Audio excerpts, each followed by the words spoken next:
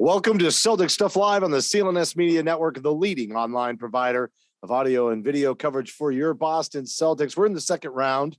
And speaking of twos, this is only the second show that John and I have done in 2022. Definitely have had some crazy personal stuff going on. So I appreciate everybody for bearing with that. But also, if you haven't forgotten about us, thanks for tuning back in. I guarantee you we're going to be a lot more present through the rest of the postseason. I think the Celtics manhandled the Brooklyn Nets, maybe not manhandled, but they definitely took care of them quicker than John and I could get our schedules arranged between vacations and some business travel on my end. But here we are. Unfortunately, the first game you and I have to talk about, John, is the first loss in the postseason. Really, they got bullied up hard by the Milwaukee Bucks and didn't quite punch back the way I would like to. And I don't just mean by making shots that they were normally make that are missing that missed in this game, but also physically. Just would have liked to see them really just let this game get escalated a little bit so that the refs had no option but to turn it down a notch. And I don't think they did that. But having said that, John, good to see your face, my friend. I know. Yeah. Same here. It's been too long, and hopefully we'll be able to, for all the listeners and also for each other, to be able to do this a little bit more often. So, no, I agree with you. I think physicality and the plan that Brooklyn had, there we go. The plan that Milwaukee had today, which is really just an extension of what they've always done, and what they've done through, for years, of using the length that Brook Lopez provides, the length that Giannis Antetokounmpo provides, and then just say, okay, now you got to shoot over us, and really just walling off the paint and being physical on the perimeter. And presumably the officials were letting that happen. They were letting a lot of contact go uncalled and driving to the paint. And once that started to happen, the Celtics really struggled, I think, offensively to try to figure out, well, they're making it difficult for us on the 3-point arc. They're making it difficult for us at the paint. We're not supposed to be a team taking mid-range jumpers. How do we do this? And it flummoxed them. It had them kind of questioning and shaking their heads. I think the ball moved a little, but I don't think guys moved. And I don't think there needs to be another level of offensive focus, I think, for these guys. They were getting the turnovers early, but they also just were missing shots too. And so I think there was some of this, like, well, do I take this shot? Should I really be taking a three in this instance? I think there was a lot of second guessing. And so it was an adjustment to go from a team with no plan in Brooklyn to a team with a great deal of a plan and have 6 days off. I think that's the biggest adjustment, I think, that Ime and company will need to employ. Okay, you've seen it now. Now you got to do something about it, as opposed to just simply waiting and watching and trying to put your head down. Like I thought they were going to make the adjustments at halftime. I was really anticipating a different performance in the second half, and it never quite came together. But like you said, a lot of it was shots just weren't falling, and the confidence that they would fall fell from players even like Peyton Pritchard. I mean, how many open shots did he just not knock down that would have been a big difference maker in terms of how everything's spaced out? But then because he wasn't making them, they let him keep taking them, and it never hurt. There was a point, it was probably right around the 4 minutes to go in the third quarter, where I think the Celtics had, kind of were within 6 and momentum was swinging a little bit. And I thought to myself, this game is easily in hand for them had they just made some of these 3-pointers. Jaylen Brown at the start of the game, Peyton there, in that stretch in the third quarter. And there's another reason why I thought even in the fourth quarter, if they just keep this to like 6, but then all of a sudden it just got really, really physical. They couldn't get the rebounds all of a sudden. And that's when Milwaukee really kind of bullied them and pulled away. But they had many times where there were opportunities for them to prevent that, even as they were getting bullied, and they still just couldn't quite clamp it down. I think this will be the worst performance we see from the Celtics in this series. I'm not saying that they win the series or that they don't win the series. I'm just saying I don't think it'll ever be this ugly. And sometimes those games off, I know you just said it, but I don't want to spell it right out for everybody. 6 games off has always taken this team out of rhythm. They almost have to find their identity again. That's almost too much time for the Celtics between playing really well, being on a string, and then going in this other direction. And the game plan was really just kick their butts. I mean, just physically, they just got beat up. And sometimes that first game after 6 off, you're just not as hardened. And that was, and the refs definitely allowed it to be extra physical. So they definitely played into the hands of Milwaukee's strategy. And, well, you know, the NBA, my friend. Scott Foster.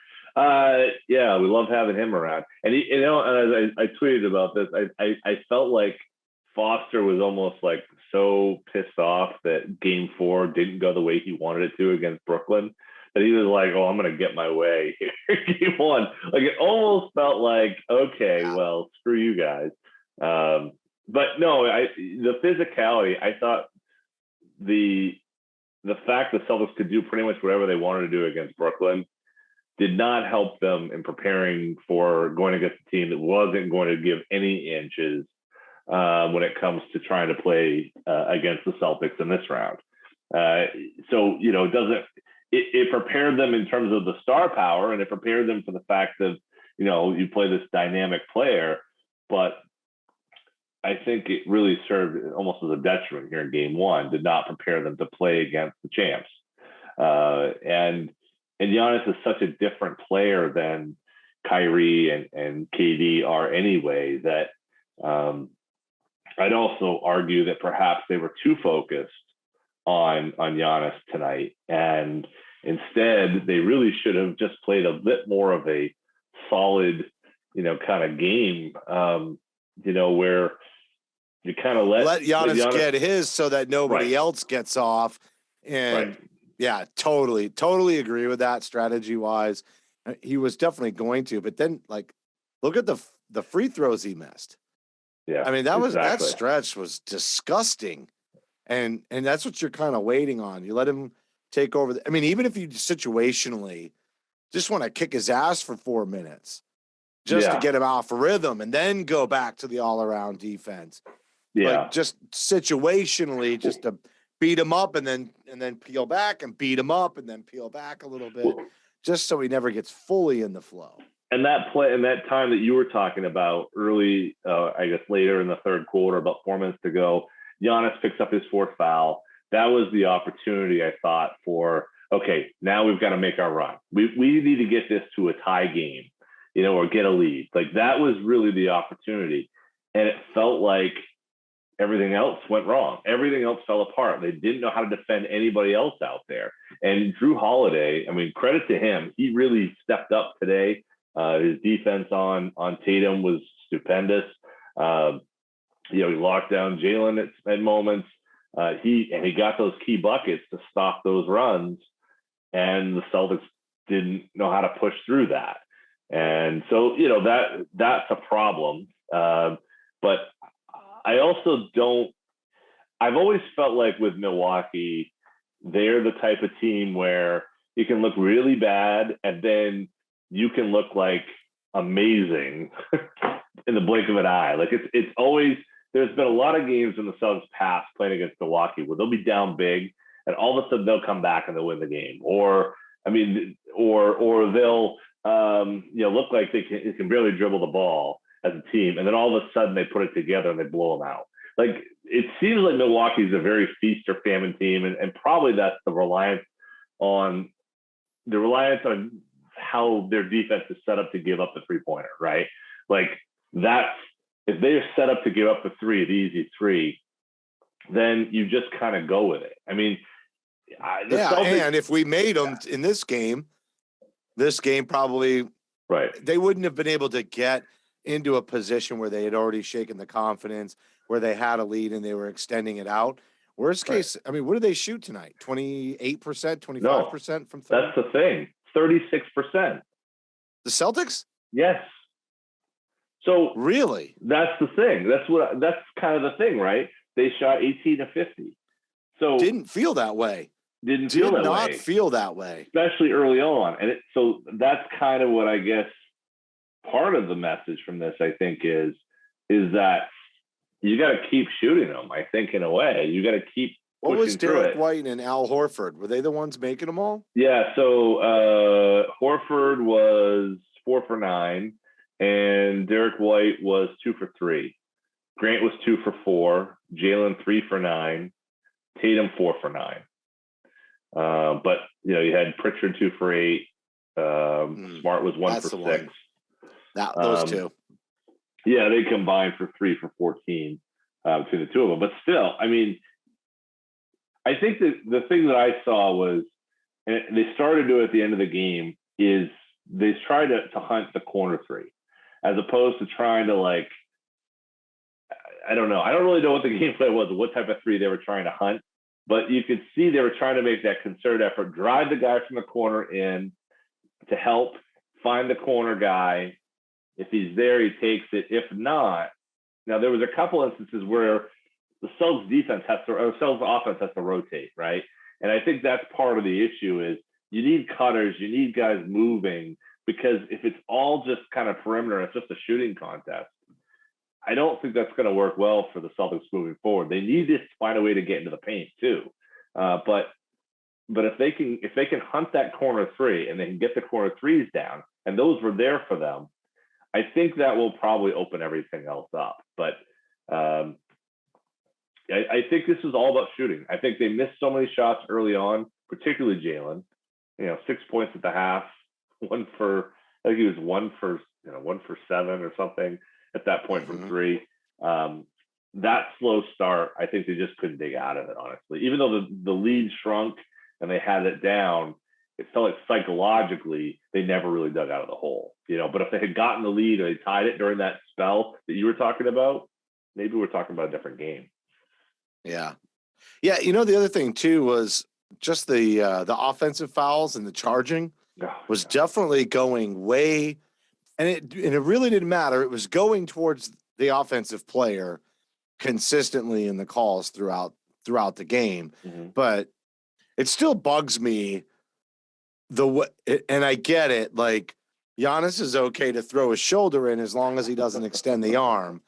And I get it. Perfectly legal. It annoys me to no end that that's a legal play, that you can throw your shoulder into a player to set up a step back, and as long as you don't extend your arm, that's acceptable. And it's because they don't know where to draw the line. The only way to draw the line is with the extension of the arm, is that you're throwing your shoulder, but your whole weight, that your arm comes away from the body. As long as you keep that off arm tight and you throw the shoulder, it's legal. But I mean, there are times where it's not even, it's one thing when you have like the old school back to the basket, low post player, and it's your butt. Like I'm fine with the butt because I feel like that's basketball fundamentals in general. But the shoulder is a charge. If you lead with your shoulder, you lead with your arm, and you're banging off, and it used to bug the crap out of me with LeBron too. Like, I don't want to watch that kind of basketball. But I will also say that despite all of that frustration, there were several times where Smart just kept taking hits to the chest and going over. And it was like the third time somebody did it to him on the third possession in a row is when they finally would call it, because it's like, this guy is taking an ass whooping. I guess we ought to give him one. And it's like, no, if you're going to let the shoulder throw be whatever, then as long as Marcus's feet are planted and he's not flopping and they throw a shoulder with force and he goes back, then that's a charge. Like, if you've got to empower the counter move. If we're going to go with savvy veteran ball and Giannis gets away from it because the player takes the hit to the chest, but then doesn't do the full charge, then you got to give it to the player with planted feet who goes back, because that's the psychological game. If we're going to play that game, I'm down, but then let's play it fairly. I can't stand it when it's like, no, that's just legit legal no matter what the defender does. Right. Like those plays, like I think I know which one you're talking about, where Smart took two shoulders right in the square of the chest from Drew Holiday. Bang, bang. Gets hit once, recovers, gets hit twice, bang. Drew gets the bucket, and then no call. And then I think it comes back down the other way, and Milwaukee tries again, and a different player, same sort of play, Smart takes it in the chest. That time they call it a charge. Right. I don't understand that, and I think all three were. I think it was Grayson Allen. Yeah, I think it was Grayson Allen. So that's a reputation call. I mean, that's all it is. Right. Drew Holiday is one of the stars on the Bucks. It's okay. Mm-hmm. Grayson Allen does it. He's got a reputation for being a jerk. He doesn't get it, and But how about the pretend defense he was playing? Like, all of a sudden, Grayson Allen looks like this all-world defender in this game because they are allowing grabbing, clutching, like all of the things that in college basketball was why he was a sieve and would never make it in the NBA, because he can't, like, maybe not never make it. We knew he'd make it as a shooter, but as a defender, you always knew he was going to be a minus defender in the NBA, according to a scouting report, was because he just couldn't do it. But if you allow players to move their feet and stay in front of a guy and grab and clutch, of course they're going to look like a great defender. Well, and so let's look at Milwaukee, right? It's going into the series. You and I, if we're sitting down, if we had done a show beforehand, we'd say that on the perimeter, it would seem like Jalen and Jason can do whatever they want, aside from Drew Holiday. Pretty much the rest of their wing depth without Middleton really should be barbecue chicken for those guys. The question is, when they get in the paint, how do they deal with that, right? That's going into it. That's what I thought. Javon Carter, who got cut by the Brooklyn Nets, wasn't good enough to be on the Brooklyn Nets, is out here. He's a plus 25 tonight. Oh, plus 25, yeah. Plus 25. He led the Milwaukee Bucks in plus minus tonight, Javon Carter, okay? Yeah. Now, why was that? It's because when he was on the court, this is what he was defending with, two hands every single time. And hey, I don't blame him if they're not going to call it. Do it, right? Same with Grayson Allen. Grayson Allen was a plus 11 tonight. But if that's the way it's going to be, and you're allowed to clutch and grab Tatum and Brown, that's my frustration with the Celtics not coming back and clutching and grabbing and pushing them asses on the floor. Because honestly, if you told me that Brook Lopez kicked our butts tonight and that was the difference in the game, just simply that, and it was a close game, I'd be okay. I'd be like, yeah, because we're giving up on size, and they played the interior game, and that did some inside out, and Grayson Allen hit threes.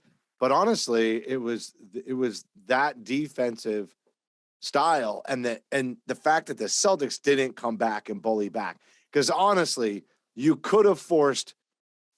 This is the issue. You could have forced the refs to start calling ticky-tack, which would have had to have gone both ways for the most part. And it would have mitigated that if you gave them the idea that this game might get out of control. Even Doris Burke said, this is probably the most physical game I've watched in the NBA the entire year. I've not seen one this physical. Celtics should have raised a game and should have made this a bad look for Scott Foster and family because they weren't getting control of the game. I think the reason that it went this way is because it was a game one. They allow that physicality in game one. Nobody's trying to get kicked out, before the season even gets a series even gets underway. But this was a perfect game to just don't get a flagrant to the point where you're going to get suspended for a game, but just grab them and push them, use it, force the officials to realize, because that would mitigate it. If not for today, it would mitigate it for every game here on out. Oh, man, we can't let that happen again. Did you see how chippy that got? This series, that's game one. Do you know where this is going to go for the next 6 games? We can't have that. Scott, team, settle it down with this. We got to keep this one under control. Yeah. And instead, they're going to end up having to do this again in game 2. Or if not, game 3 in Milwaukee. But But one of the next two games is going to be just like this. And if the Celtics don't force the refs to call it, then they're going to be at a disadvantage the rest of the series, not just because they gave up one at home to kick off the series, but because the refs are going to let it fly. And by the time the Celtics lose control and do fight back, it's going to end up in flagrant and all of these things. It's all going to be looked at as retaliatory, and it's only going to hurt the Celtics from here on out because the Bucks just set the tone. As Red Auerbach always said, you want to instigate, not retaliate, right? So that's a lesson, right? And I don't think they went in. I'll give Ime some credit on this. I don't think that they went in not thinking that they don't have to be physical. I think they did talk about physicality, but I don't think they were prepared for what they were going to face, right? I think that if I want to get on Ime for something, I want to say either they didn't execute the game plan, they were too focused on Giannis, and they didn't kind of meet the physicality of the game. But I also think that there were a lot of things that felt like they kind of took the Celtics out of what they did. The first and foremost thing, I think, was missing shots. I think the missed shots really kind of worked against them and got in their psyche a little bit in such a way that was not beneficial. But the second thing, and I think probably the thing that I can understand more so than missing shots, you have Smart goes down, right, with the shoulder. You have he's getting kneed in the thigh. Rob Williams goes down. They had to use up a lot of timeouts. They had to. It really, if there's something, everything went wrong for them. Really, when you look at the whole course of this whole thing, there's not much that could have gone worse for them in game one. And there was a moment when we got to that point, like you said, or late in the third quarter, it was like, how is this still a 6-point game with everything that's gone wrong? The only thing that went right was the huge amount of turnovers Milwaukee had in the first quarter. Apart from that, everything else seemingly had gone in against Boston. So does that mean they're going to win game two? No, it doesn't. They still have to make adjustments. They still have to, meet that physicality, as you were saying. But in terms of, can I see how it got to that point? Yeah, I kind of can, because I don't think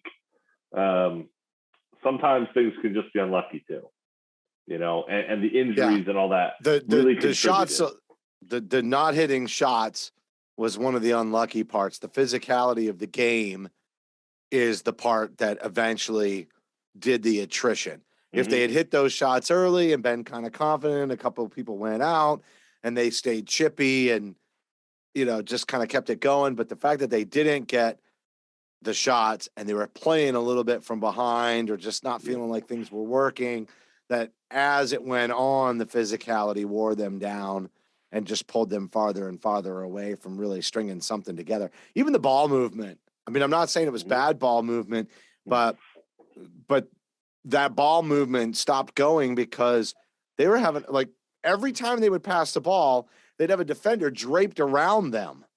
So it was like every time, and this is at the top of the key. This isn't down, in the paint. This is like up high where the high screen goes. Mm-hmm. The Bucks were draped around them, and it was like just a normal handoff to somebody from 3.5 feet away was getting disrupted, and not from good defense.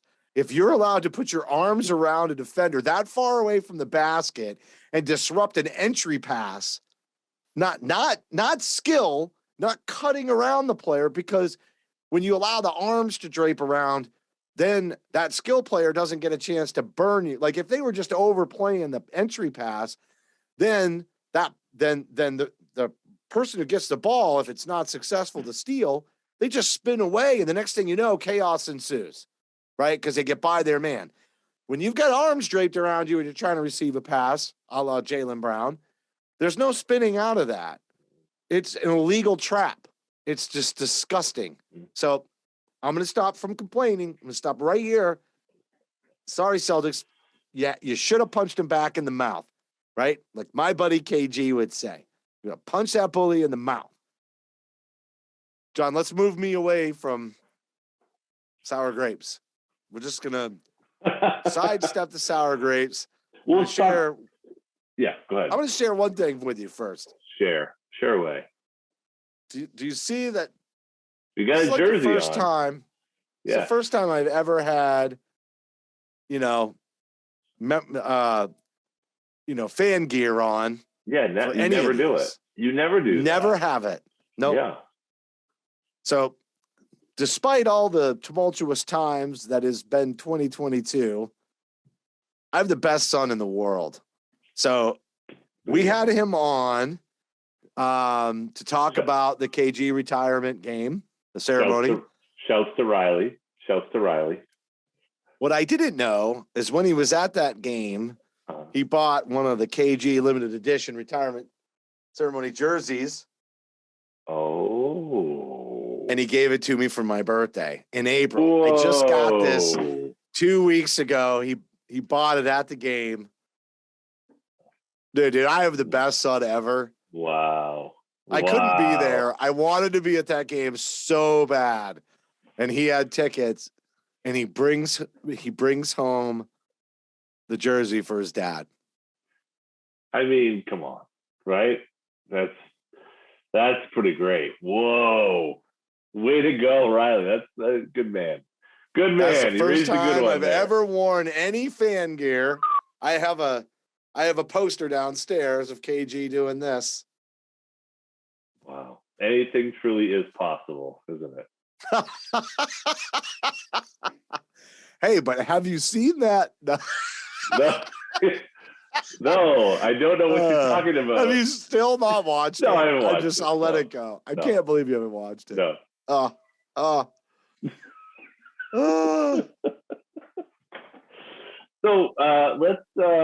let's talk about the rest of the series. Let's talk about the rest of the series. Yeah. I'm not going to say I'm going to throw out game one because I think that's really not reasonable.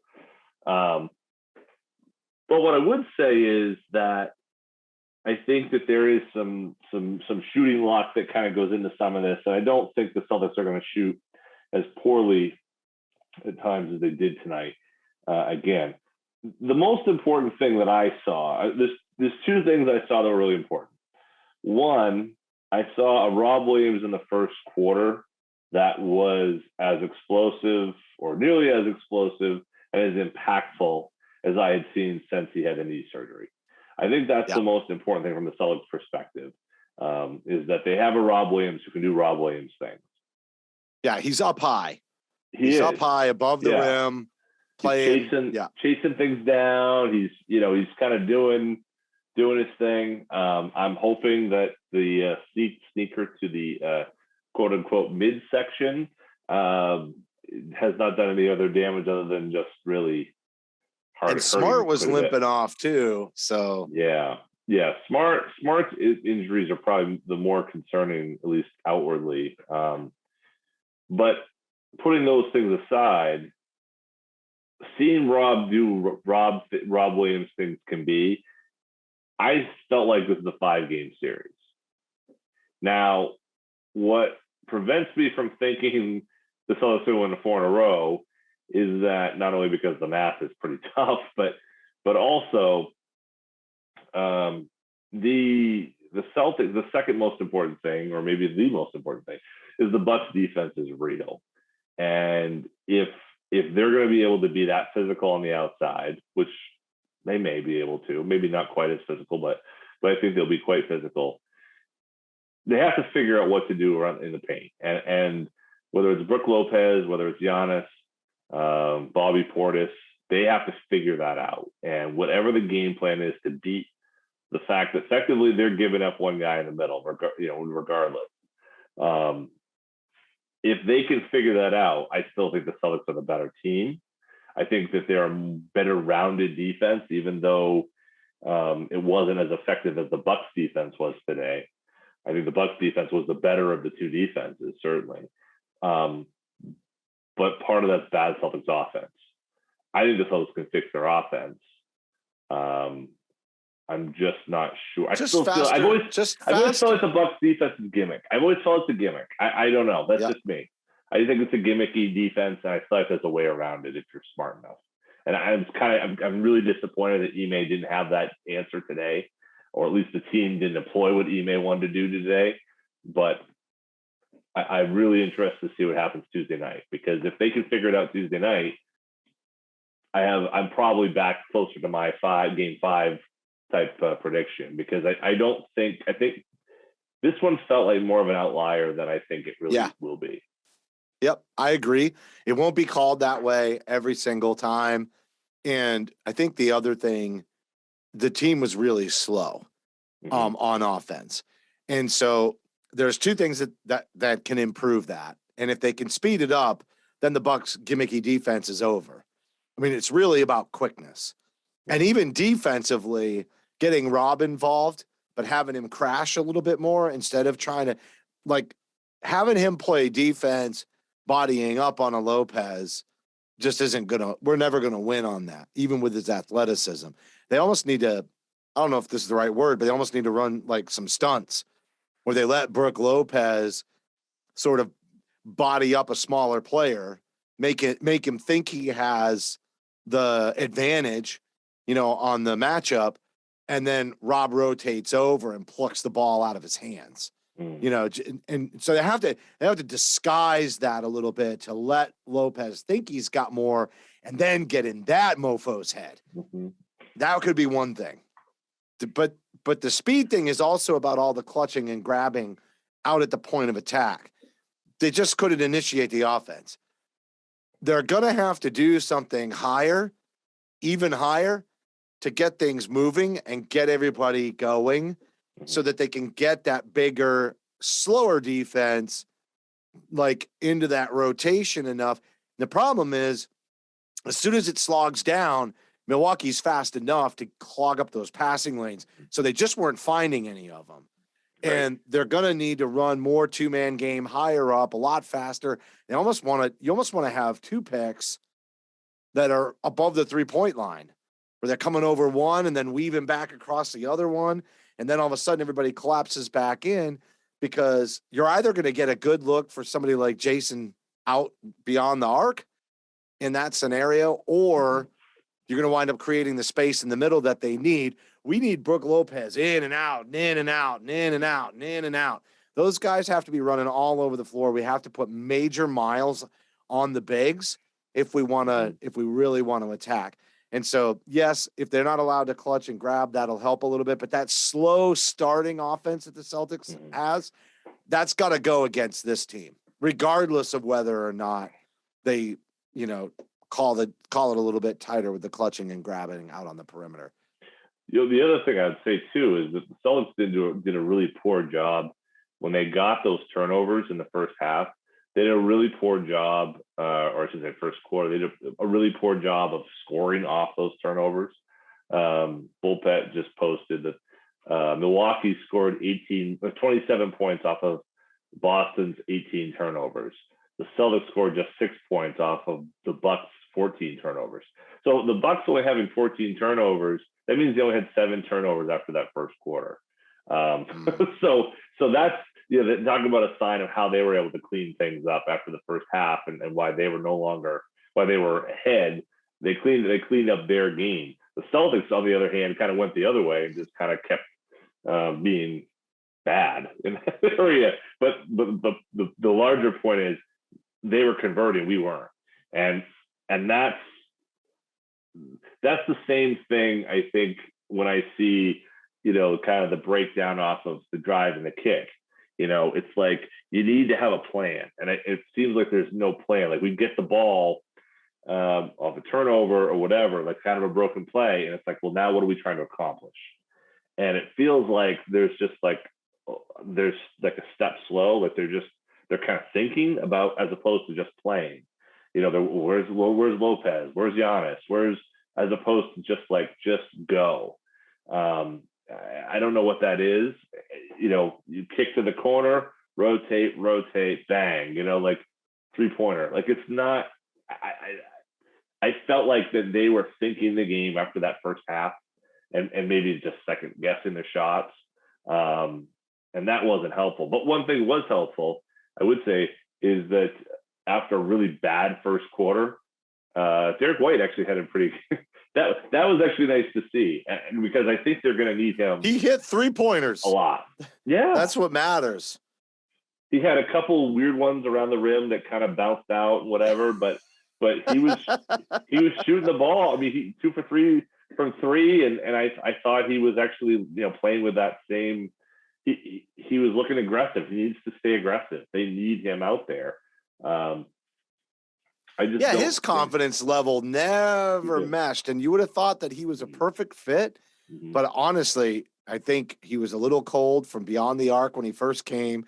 He has a slightly unorthodox shot that wasn't necessary. I mean, he would hit it at the right percentage you'd want, but it wasn't like that's the guy that's going to be your sharpshooter and nail down the 3 for you when the game's on the line type of deal. And there's so much of what they do for the inside out game is predicated on somebody being able to knock that down. I mean, look at all it took for Grant Williams to be more effective other than the commitment to diet and exercise, and he's a lot faster, but still as strong as he was.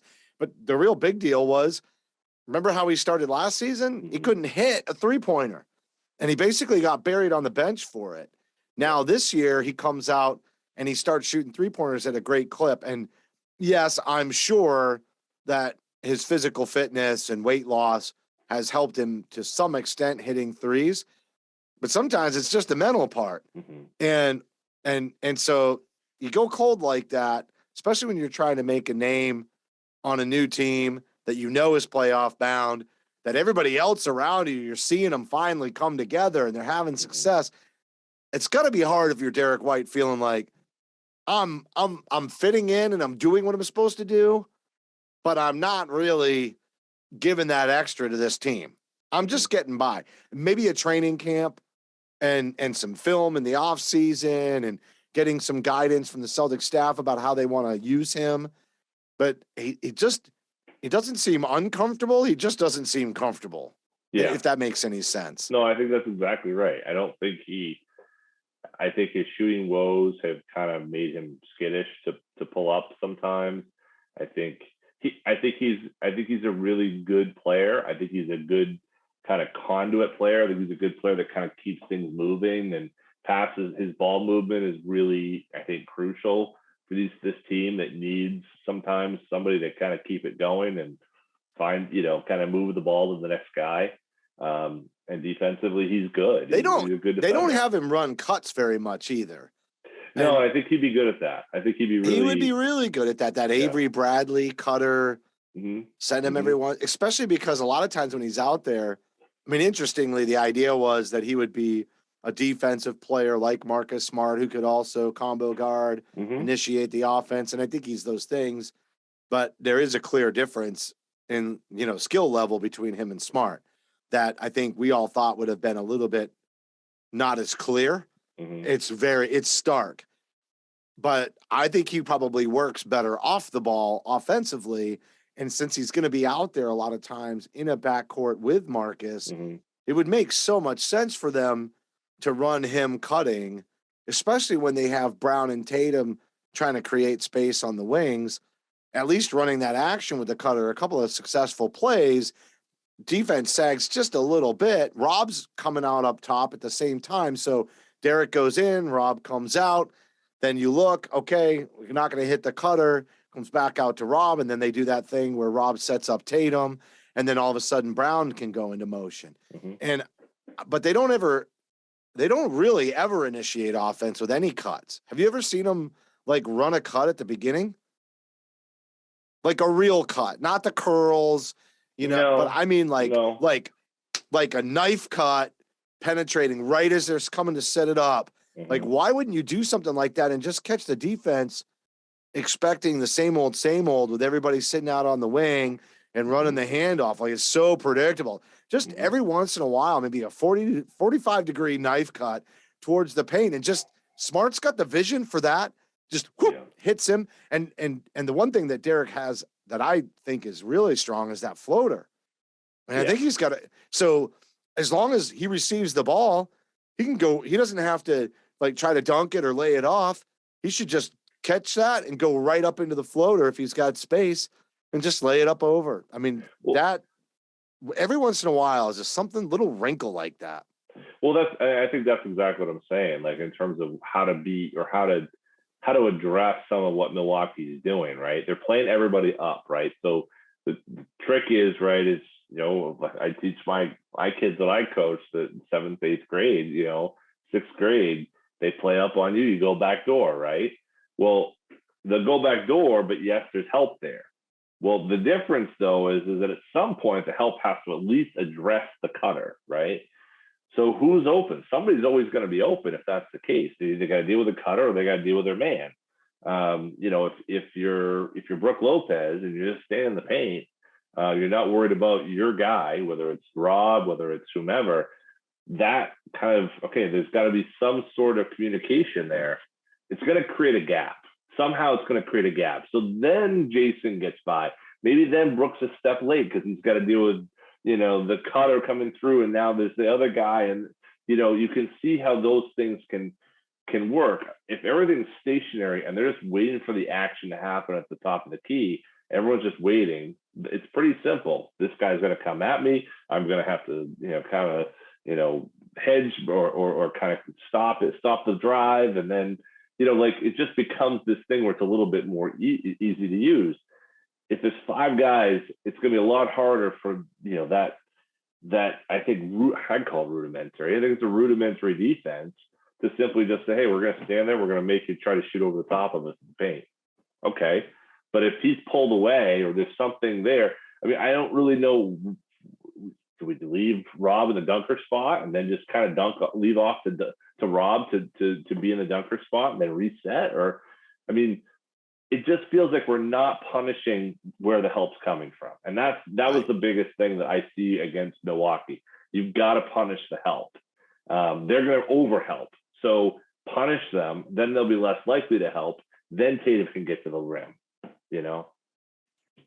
or Jalen. I think you're right. As we look at the rest of the series, though, they're going to make all the adjustments. This did feel like the anomaly game 1. Not this is the Celtics that we're going to see for the rest of the series. But that means that they've got to get it back when they go to Milwaukee, and they still have to get game 2. Now, we've seen this happen before, though, many, many postseasons prior, where the Celtics actually, let's go back a few seasons ago when the Celtics came out and kicked Milwaukee's butt in game 1, and we were like, woo! And then, what wound up happening? Kyrie, we lost every game thereafter. Oh, yeah, right. That too. Yeah, that too. It was so sweet. So let's finish this and then we can close on the Kyrie hate. We didn't front load with that because everybody's so used to it from us, but I definitely would love to take a couple of parting shots on the way out. Goodbye, rear view mirror. But I think this might play out the same way, especially with Middleton out. I mean, he's a Celtics killer. That was like very encouraging news. You could see how on face value game 1 is, they're the much bigger, stronger team. They don't have Chris Middleton. They find a way to win against a fully healthy Celtics team. Who would have thought the Celtics would have been healthy? They finally met their match, all of that kind of stuff. Mm-hmm. And then it's just leading you down a bogus narrative. And the next thing you know, the Celtics come back, punch back, and it starts to take on a completely different tone the rest of the series. So I can see that playing out in reverse from the way it did. I think it's going to go 6. I do think that the thing about 6 is that means the Celtics got to win it on the road. Mm-hmm. And I think that that's possible.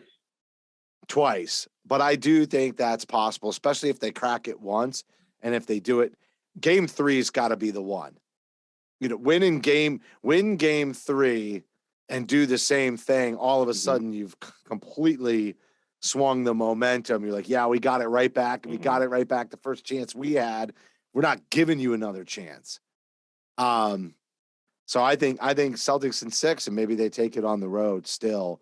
But that does depend a little bit on health. I really do hope Marcus is. It's hard to imagine them beating Milwaukee without Marcus, though. Isn't that weird? Yeah, no, I think you're right. I think without him it's a tough. I think this is, well, you know what? I don't know about that. Who do you start? Is that a Derrick White's job or Peyton Pritchard's? Yeah. I mean, I think, honestly, I think this is actually a series where you can probably not worry as much about Marcus, perhaps, because, what you're going to get out of a Connaughton, Grayson Allen, Javon Carter, Wesley Matthews, kind of, I mean, Derrick White should be able to handle all of those guys. I'm not saying that he's going to score off them, but he should be able to kind of hold 80%. It's the winning plays that you're just not going to get without Marcus on the floor. Yeah. But obviously that would I'm not saying that I want to go without, but I was just thinking from a size standpoint and the switchability. I mean, that's something true. That Derrick White is not going to be able to, like we've seen Marcus be able to handle some bigger bodies in the post when the defense gets all turned around from switching and it doesn't hurt as bad. Derrick White will get exposed. I think it's about the shooting at this point. I mean, honestly, for me, for the Celtics to win this series, they have to shoot the ball well. Make shots and they win. I mean, if they shoot, they lost this game today by 12, right? They make 4 more shots. If they're 22 for 50, 44% from 3, which a lot of them were wide open looks, they win they tied the game. And honestly, I think they probably win the game if they hit probably half of those. If they hit 2 more. If they hit them early on, they would have had a lead. That would have changed everything. Yeah. So I just don't think – I think you're right. I think they win 2 and 3. They win 5 and 6. You're all set. I don't see them winning 4 in a row probably at this point. But it feels like an anomaly, and now the Celtics have to prove it's an anomaly. They have to prove that they can hit shots. They have to prove that their offense can adjust.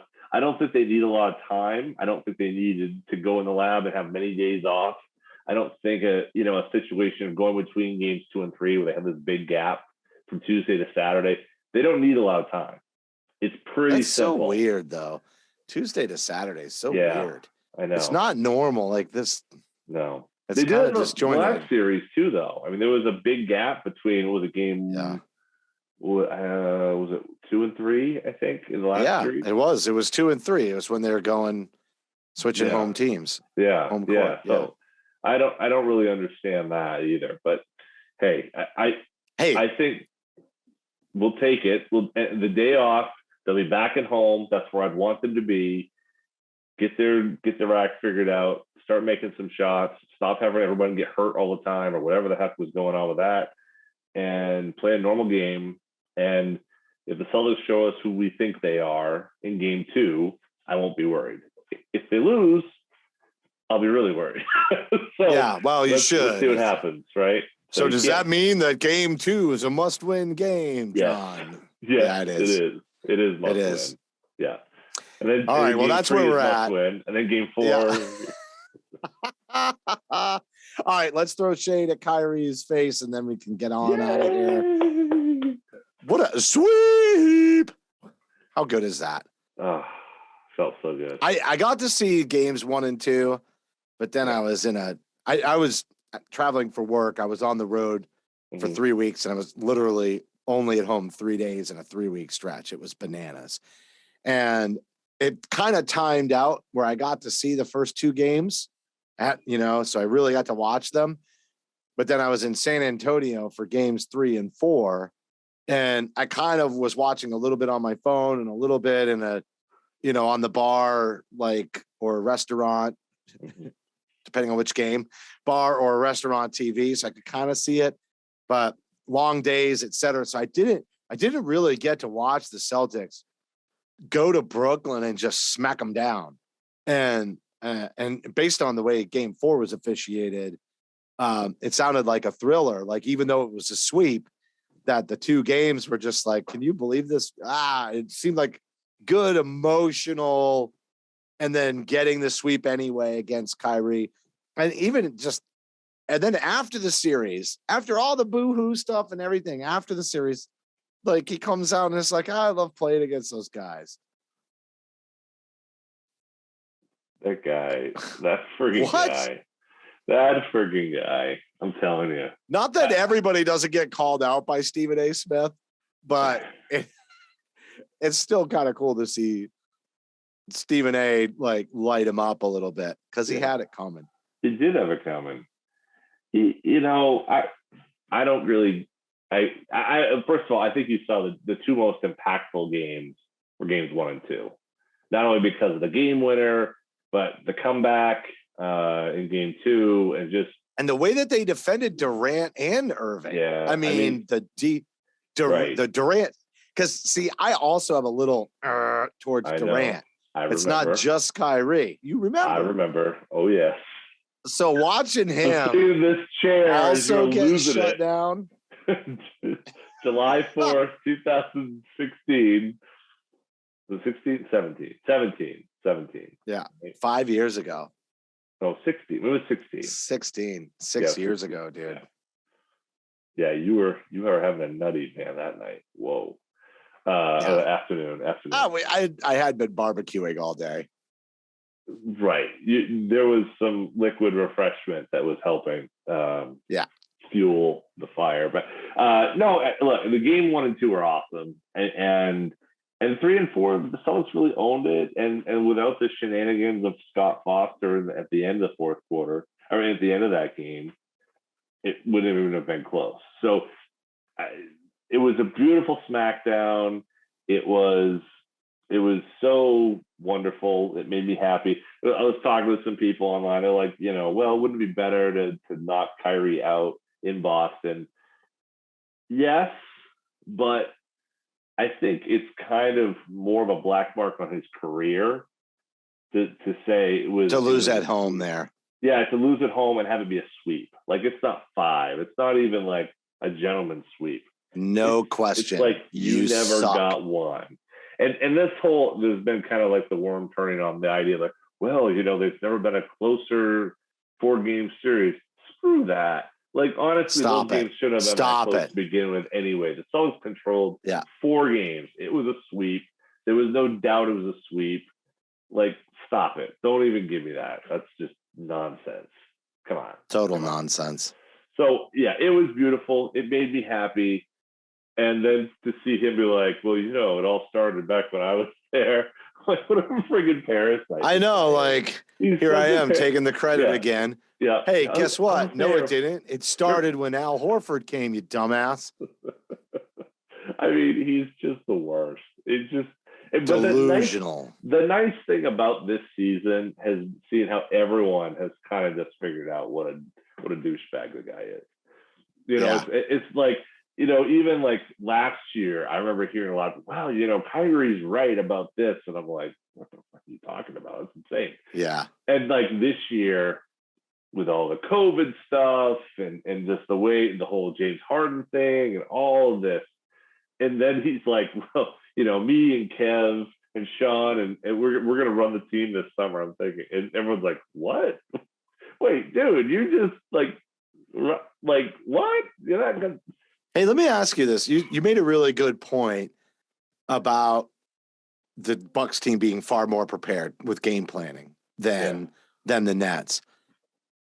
How much of the way that series even went down with the talent on that roster, are you hanging it on Nash, or are you just looking at Kyrie and saying he's a culture killer, so Steve can only do so much in that offense because everything's ISO with those two guys because you got to feed egos. It's just, it is what it is. Like, how could you expect anybody to manage that roster? Because I feel like a lot of the guys that they're surrounding Kyrie and Durant with, like, buy in. Like, it looks to me like they buy into their role, which can be somewhat difficult.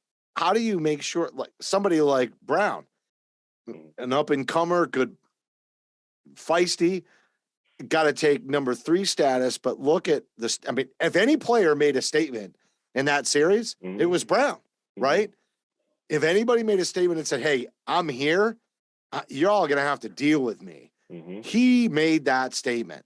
So how long does he continue to, I mean, it helps him to have those other 2 players around him. so that he can play at that level. It draws attention away from him. But there's a part of me that feels like Steve got the role players to do their role. But sometimes getting role players to do their role is just by virtue of having somebody like Durant and Irving in the locker room. And so then it's back to the question of, okay, everybody's willing to defer because it's these two superstars and everybody knows the pecking order. Like, yeah, they want to get theirs and somebody like Brown's going to emerge amongst the rest of the pack. But once they run into a full head of steam with these two, all-stars, perennial all-stars with gifted skills and physical skills and, and develop skills, it's probably easy to kind of say, that's where I belong in this. So then you got to go back and be like, okay, I mean, is ISO the best thing for that team? Clearly not. And you got the other guys buying in. So do you lay this at all on Steve Nash? Not. I put too much on Kyrie Irving, honestly. Yeah. I mean, the fact Steve Nash had no continuity on his team this year. Right? Zero continuity. James Harden's in, he's gone. Kyrie's there for away games, not for home games. Simmons shows up but never plays, but maybe he's coming, right. maybe he's coming. Then Durant gets hurt, Durant's gone, Durant's back. There was no continuity. And while I would say the other guys bought in, I'd say it's probably more of a roster construction problem than anything. I think Javon Carter's out here would get put up a plus 25 for the team ranked third in the East. They gave him up. They cut him loose to go there. They cut James Johnson. They cut him loose. He could have defended some of those Celtics wings a hell of a lot better than, Seth Curry did, Right. So I think that there is. It's still Steve Nash's job. But there's a lot of asterisks on the way that this season played out that makes it really hard. Yep. And the GM is ultimately responsible for roster construction, including keeping Kyrie Irving and his crazy, like you traded for him, you signed him. You knew what you were getting. You built this. It's your job to keep his shit together. And so you got to look at GM in this scenario. Yep. It doesn't mean that Steve Nash is a good coach either, though. It just means that we don't know. Right. we probably just don't know. That's exactly where I am on it. I mean, I wouldn't say he's a good coach based upon what I saw. I think Ime was able to coach circles around him, but I also think, what's he going to do? I think his options are limited in terms of the players he had. And I think their inability to run stuff because they didn't have continuity meant that they had to rely so much on the singular talents and ISO ball to make it happen. Now, those excuses are gone, right? COVID restrictions are gone, and then they'll have Joe Harris back. That guy's still not going to play 60 games. He's not. Kyrie. He's going to find a way not. That's exactly right. Here's all right. He'll take a break. Question. Remember the year before he took. Yeah. His first year there, he had to take time away. This is not a guy how he who's operates. in for it. Exactly. So, you know what I think it is? What's that? I think he's trying to play till he's 38, 39. I think he's keeping games down because it's also about money. If he can play at a high level because he's not really playing, and he can as long as they keep giving him a max, as long as he can get a max contract from somewhere, he just keeps rolling and rolling and rolling. And they're going to keep some team because of how many sneakers and all the memorabilia he sells. Some team is constantly going to keep giving him this money because they need to put people in the stands, and they're gonna let him have it. Is he going to have a super team? Is he going to have his best buddies coming over and all that? No, he's probably going to look a little bit more like Stephon Marbury on the second half of his career.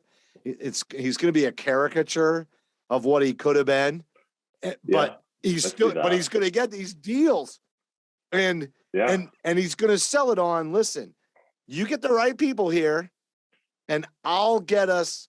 When we get to the postseason, I'll carry us through. Now this year doesn't show that, doesn't prove that. But all he needs to do is win a couple of rounds every year, and he can go shop for a max contract and play at a high level and have the durability and continue to just reap huge financial rewards late into his 30s. Because his body type, let's be real, even if he made it to 36 would be great. Every undersized-ish guard that's all handles, what do we say? Off a cliff at age 30. Off a cliff. Yep. That's what I think he's doing. I think he's trying to just maximize money. I don't know. I just don't know if he loves it that much. Like, I don't know if that's an act. Maybe it's just an act, but I don't know if he loves being the guy all that much. He loves the lifestyle. He loves the lifestyle. I don't know. I don't know if he does. He does. He does. He loves being. No. Listen, the guy's a narcissist. Straight up. I agree with that. So he needs this, because the minute he doesn't have this, he can't have the lifestyle that comes with it. The lifestyle doesn't necessarily mean all the women and alcohol and parties, although I'm sure that's still part of it. But it doesn't have to mean that. It's the attention. He loves the attention. He needs this. What happens when he doesn't have basketball anymore? He's never gonna. He's what? How many years in a row has he been the top selling, maybe athlete, but definitely in the NBA for shoes, right? Like, hasn't he been the top gross sale? Yeah. So year over year over year over year. But you know what? He's not going to still sell shoes like Kobe did after Kobe went out. He's going to, like, that guy is going to fall into, like, nowhere land. He's going to drop off huge. He's got nothing. Like, I know he's got some businesses and everything else, but he's burning too many bridges. He's getting too much of a reputation. Right. And they're not going to want to be affiliated with him unless he pulls this, like, around, like, significantly. Well, that's kind of what I'm saying is that you know, it feels to me like he's offering, like he doesn't want to be involved, you know, that he's like, he wants to be out of this, you know. I'm not sure if that's true, but it feels like that's how he portrays himself, you know. Yeah, he just wears himself out. He wears himself out in the limelight. That's all that happens. Okay. He brings on crazy amounts of attention and negative attention, and then completely, like, this. That's why I'm telling you, he's a narcissist. He brings all the attention and the light on himself, right? And then he has it, and then he's like, "What? Why you guys are so critical of me? and you should mind your own business. Stay out of people's business. You shouldn't be so critical and judgmental." Dude, you're the one that wanted that attention. You seek it. And then the minute he gets it, he flips it around like he's some sort of a victim of the system. Like, because he's got a powerful message to share. Yeah. And it's like, you know what? Then hold the powerful message. Hey, you know what? Sometimes this is a distraction for me with basketball. I still firmly believe this, you know, and I know you guys want to pick me apart for it. And I understand that. You know, tonight I'm here to play a game, but you're right. I do want to speak on these things, you know, like whether it's social justice or whatever. I want to speak on these things, but you can't then turn around and be like, "Oh, you guys shouldn't cut me apart like that." No. If you're gonna act like Howard Stern and Eminem and, you know, so many other artists that have, you know, have gotten that negative attention and risen it to stardom, then you've got to play their part. They don't mind being the bad guy. Right. No, that's true. They know what they're doing. So Kyrie, own it. That's why you're not playing the games and you're not owning it. You're acting like you're a victim, and the only person that you're victimizing is yourself. Yep. Oh yeah, for sure. Well, that's fun. Sweet. So Celtics in 6, and big win on Tuesday, right? That's what we're looking forward to. Has to be. Must win, right? Yep. Tatum and Brown combined for 60. I like it. Me too. I'm ready. Oh man. Celtics 4 Flat Earth 0.